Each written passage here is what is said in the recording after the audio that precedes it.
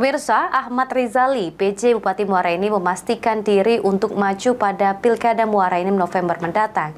Atas hal tersebut, Rizali telah menyatakan diri untuk mundur sebagai PJ Bupati Muara Enim.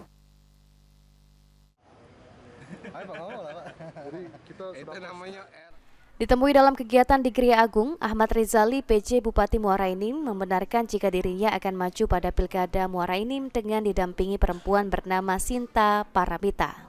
Atas hal tersebut, menurut Rizali, dirinya telah menyatakan mundur sebagai PJ Bupati Muara Enim.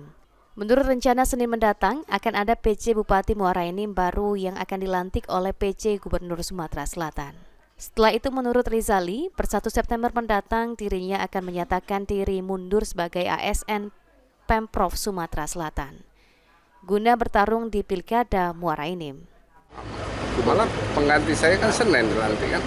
Siapa Pak penggantinya Pak? Nah, udah tahu aku, tanya menteri. Taruh di kementerian Pak? Udah tahu aku, udah boleh sih. Jadi habis itu Bapak balik lagi ke sini Pak? Ya, saya kembali ke Kepala Dinas Perdagangan. Untuk pensiunnya kapan kita maju? Nanti per 1 September saya harus pensiun. Sampai sejauh ini menurut Ahmad Rizali sudah ada 5 parpol yang mendukungnya untuk maju Pilkada Muara Enim. Firman Hidayat, PAL TV.